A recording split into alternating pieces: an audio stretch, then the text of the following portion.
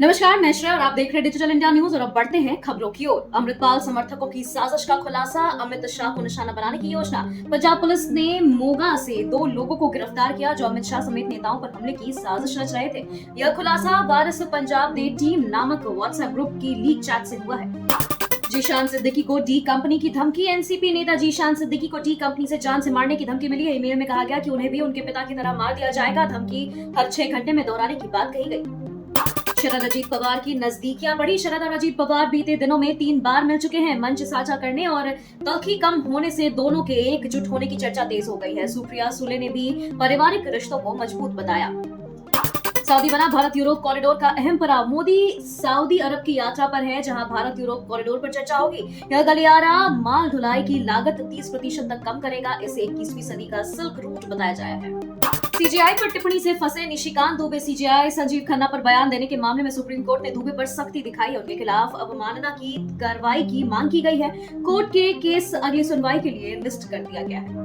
उपराष्ट्रपति धनखड़ का 2 टूक बयान। उपराष्ट्रपति जगदीप धनखड़ ने फिर दोहराया कि संसद लोकतंत्र में सर्वोच्च है। उन्होंने कहा कि संविधान संशोधन का अधिकार केवल सांसदों को है। सुप्रीम कोर्ट को लेकर उनके बयान पर पहले भी विवाद हो चुका है। कांग्रेस को झटका, संग्राम थोपटे भाजपा में शामिल। महाराष्ट्र के पूर्व कांग्रेस विधायक संग्राम थोपटे बीजेपी में शामिल हो गए हैं। वे 3 बार भोर सीट से विधायक रह चुके हैं। उनके परिवार का कांग्रेस से पुराना नाता रहा है। सऊदी दौरे पर मोदी। कांग्रेस ने याद दिलाया नेहरू युग। कांग्रेस ने 1955 में शुरू हुए भारत सऊदी रिश्तों की याद दिलाई है। नेहरू और सऊदी शाह की ऐतिहासिक यात्राओं का हवाला दिया गया। कांग्रेस का कहना है कि रिश्तों की नींव बहुत पहले रखी गई थी। शरबत जिहाद पर रामदेव को हाईकोर्ट की फटकार। रामदेव ने रूह अफजा पर दिए बयान पर सफाई दी और सभी विज्ञापन हटाने का आश्वासन दिया। हाईकोर्ट ने उनके बयान को अनुचित बताया। रामदेव ने कहा उन्होंने किसी ब्रांड या समुदाय का नाम नहीं लिया। अमेरिका में गिरफ्तार हुआ फिलिस्तीनी हैप्पी पासिया। एफबीआई ने बताया कि हैप्पी पासिया भारत और अमेरिका में हमलों की साजिश रच रहा था। वह अवैध रूप से अमेरिका में रह रहा था। उसकी गिरफ्तारी भारत अमेरिका की संयुक्त कार्रवाई का नतीजा है। बिहार की पहली नमो भारत ट्रेन का फर्स्ट लुक। बिहार में जयनगर से पटना के बीच पहली नमो भारत रैपिड रेल शुरू की जा रही है। इस ट्रेन का उद्घाटन प्रधानमंत्री नरेंद्र मोदी करेंगे। वे मधुबनी के झंझारपुर में आयोजित एक विशेष कार्यक्रम में इस ट्रेन को हरी झंडी दिखाएंगे।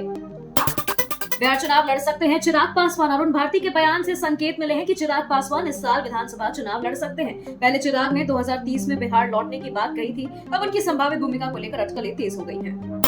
बिहार चुनाव में नीतीश होंगे एनडीए का चेहरा। भाजपा प्रदेश अध्यक्ष दिलीप जायसवाल ने कहा कि एनडीए नीतीश कुमार के नेतृत्व में चुनाव लड़ेगा। उन्होंने कार्यकर्ताओं से चट्टानी एकता के साथ जुटने की अपील की। पीएम मोदी की सभा की तैयारी भी जोरों पर है। महागठबंधन में सीएम चेहरे पर पप्पू यादव का बयान। पप्पू यादव ने कहा कि महागठबंधन में मुख्यमंत्री के चेहरे को लेकर कोई विवाद नहीं है। उन्होंने दावा किया कि सीएम एससी एसटी या ईबीसी से ही होगा। यह पूरी तरह आंतरिक मामला है।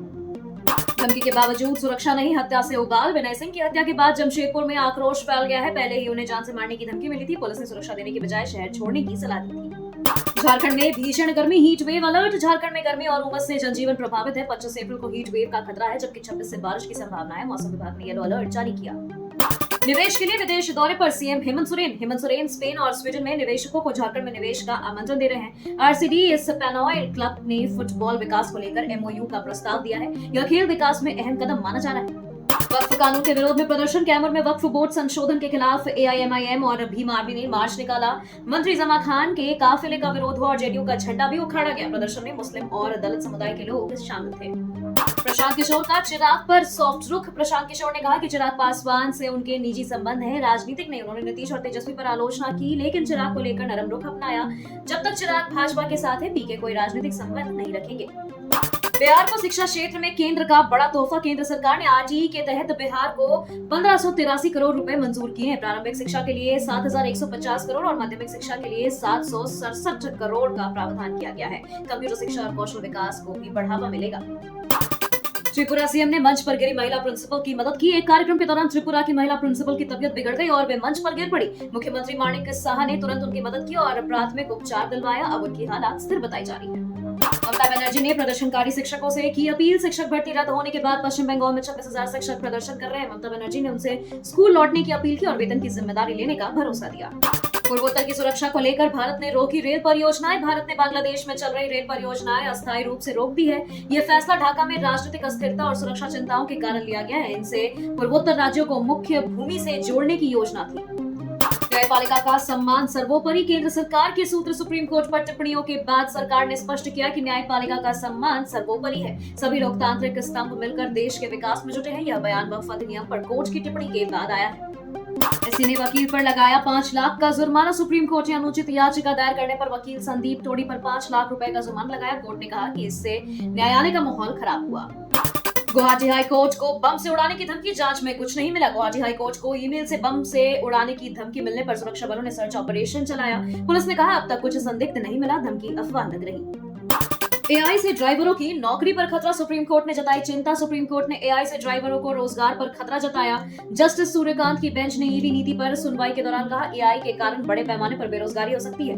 राहुल गांधी के सवाल पर इलेक्शन कमीशन का जवाब। महाराष्ट्र चुनाव में राहुल गांधी के सवाल पर चुनाव आयोग ने कहा 7 से 6 बजे तक 6.4 करोड़ वोट पड़े। औसतन प्रति घंटे 58 लाख, आखिरी 2 घंटे में 65 लाख वोट पड़े, जो औसत से कम है। कारी इसहाक गोरा का विवादित बयान, मुस्लिम महिलाओं को चूड़ियां और मेहंदी से रोका। कारी इसहाक गोरा ने मुस्लिम महिलाओं को गैर मर्दों से चूड़ियां पहनने और मेहंदी लगाने से रोकते हुए इसे शरीयत के खिलाफ बताया। उनका बयान सोशल मीडिया पर वायरल हो गया है। अमेरिका के उपराष्ट्रपति वेंस 23 अप्रैल को ताजमहल करेंगे दौरा। अमेरिका के उपराष्ट्रपति जेडी वेंस 23 अप्रैल को ताजमहल का दीदार करेंगे। मुख्यमंत्री योगी आदित्यनाथ उनका स्वागत करेंगे। ताजमहल आम पर्यटकों के लिए सूर्योदय से दोपहर तक बंद रहेगा। यूपी पुलिस ने गैंगस्टर शारिक साठा और सिकंदर की संपत्ति सरकार के नाम की। यूपी पुलिस ने शारिक साठा और सिकंदर की पत्नियों के नाम से खरीदी गई 2.31 करोड़ रुपए की संपत्ति यूपी सरकार के नाम कर दी है। शारिक के खिलाफ 54 आपराधिक मुकदमे दर्ज है। क्रिकेटर अमित मिश्रा पर पत्नी गरिमा ने घरेलू हिंसा का आरोप लगाया। क्रिकेटर अमित मिश्रा पर उनकी पत्नी यानी गरिमा तिवारी ने घरेलू हिंसा, मारपीट और लड़कियों से बातचीत का आरोप लगाते हुए केस दर्ज कराया। कोर्ट ने 26 मई को सुनवाई की तारीख तय की। दिल्ली एमसीडी में मेयर चुनाव नहीं लड़ने का आप का चौंकाने वाला फैसला। दिल्ली विधानसभा चुनाव में हार के बाद आपने एमसीडी में मेयर चुनाव नहीं लड़ने का ऐलान किया। इस फैसले से भाजपा की ट्रिपल इंजन सरकार का रास्ता साफ हो गया। राजनीतिक विश्लेषक चौंक गए हैं।